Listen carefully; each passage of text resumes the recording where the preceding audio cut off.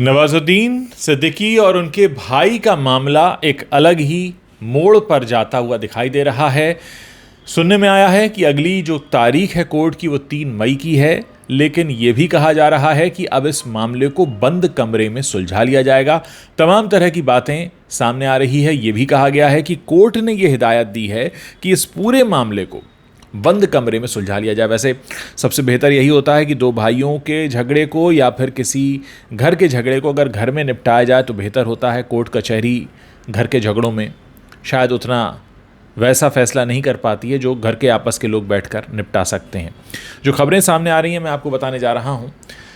नवाजुद्दीन सिद्दीकी का जो खेमा है वो इन दावों को बेबुनियाद बता रहा है। उनका कहना है कि फ़ैसला नवाज़ के पक्ष में जा रहा है। कोर्ट ने हिदायत दी है कि अगली सुनवाई तक दोनों खेमे सोशल मीडिया पर एक दूसरे के ऊपर कोई छींटाकशी न करें, जो कि शायद होना सही भी है। कोर्ट ने कहा है कि सोशल मीडिया पर लगाए गए आरोपों को हटाया जाए। कोर्ट ने शमास सिद्दीकी को कहा है कि अब तक उनके हवाले से न्यूज़ मीडिया या किसी भी प्लेटफॉर्म पर जो आरोप लगाए गए हैं उसे हटा लिया जाए। नवाज़ ने उनके जो वकील हैं सुनील कुमार, उनका कहना है कि शमास और उनके वकील के तेवर अब ढीले पड़ते दिखाई दे रहे हैं, ऐसा कहना है। हालांकि पूरी खबर नहीं है क्योंकि हर पक्ष ये कहता है कि सामने वाला पक्ष कमज़ोर है। आज बुधवार के दिन जब इस पूरे मामले की सुनवाई हुई तो शमास के वकील ने सरेंडर कर दिया। कोर्ट से गुजारिश करते हुए उन्होंने कहा कि हम कोर्ट में मामले की सुनवाई नहीं चाहते, हम रियल ब्रदर्स हैं। कोर्ट के सामने ही हम बंद कमरे के साथ बैठकर मामले को सुलझा लेंगे। कोर्ट को भी लगा कि परिवार में भाइयों की अनबन होती रहती है, लिहाजा एक मौका केस सुलझाने का दिया जाना चाहिए, जो कि एक बेहतर कोशिश है। हालांकि शमास ने नवाज़ पर बलात्कार तक के आरोप लगा दिए थे। ऐसे में कोर्ट से आग्रह किया गया कि पहले जितने भी नवाज़ के खिलाफ जो मनगढ़ंत आरोप और आर्टिकल हैं उन्हें हटाया जाए, ये कहा गया है।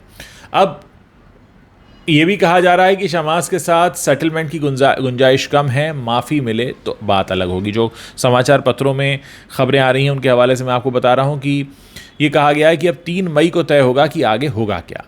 वैसे भी शमास के साथ सेटलमेंट की गुंजाइश कम है क्योंकि उन पर पैसों के लेन देन का भी मामला है जो उन्होंने नवाज़ के मैनेजर रहते हुए किया था। उस केस की अलग से सुनवाई 21 अप्रैल को होनी है। अब अगर नवाज़ खुद शमास की सभी गलतियां माफ़ कर देते हैं तो शमास को राहत मिल जाएगी, वरना उनके खिलाफ चार्जेस हैं और सज़ा कानून के हिसाब से तय होगी, ये भी कहा जा रहा है। अब दूसरी तरफ जो शमास के वकील हैं दिपेश मेहता, उन्होंने कहा कि कोर्ट को यह पूरा मामला गुस्से में आकर मानहानि का मुकदमा दर्ज करने वाला महसूस हुआ, जो कई बार परिवार में हो भी जाता है।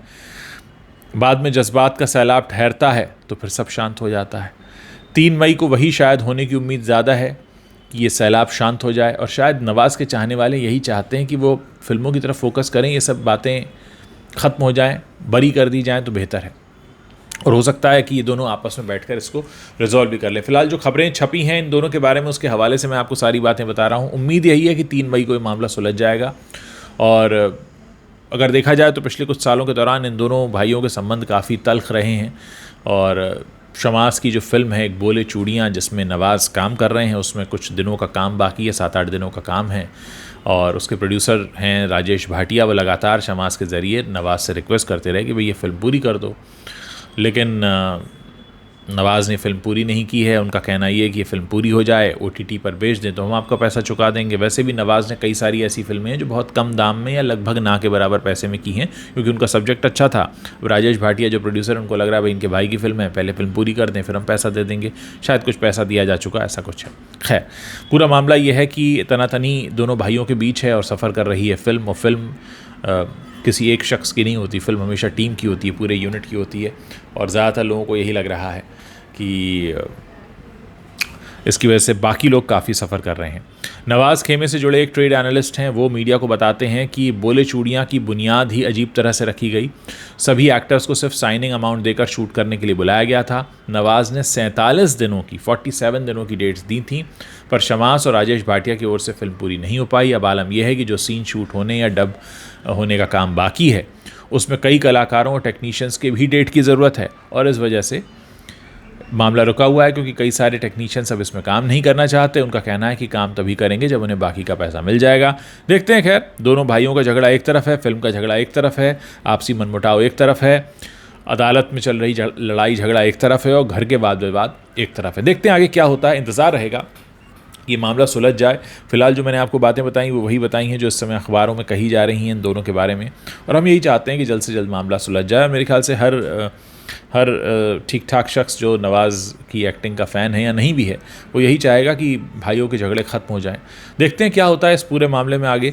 बाकी मैं आप लोगों से यही रिक्वेस्ट करूंगा कि अगर आप मुझे यूट्यूब पर देख रहे हैं तो आप हमारे लिए सुपर थैंक्स भेज सकते हैं, और अगर आप हमें फेसबुक पर देख रहे हैं तो आप हमारे लिए स्टार्स भेज सकते हैं। ऐसा करना हमारा उत्साहवर्धन करता है और आगे हम और भी कई कहानियाँ, कई खबरें, कई पर्सपेक्टिव्स, कई सोच, कई ओपिनियन, कई एक्सपीरियंसेस आपके लिए लेकर आते रहेंगे, जैसा कि हम लेकर आते रहते हैं इस प्लेटफॉर्म पर। और आप लोगों का प्यार जिस तरह से हमें मिल रहा है इसके लिए बहुत बहुत शुक्रिया। अगले वीडियो में फिर मुलाकात होगी, तब तक आप हमें बताते रहिए कि आप हमारे प्लेटफॉर्म पर और क्या देखना और सुनना चाहते हैं।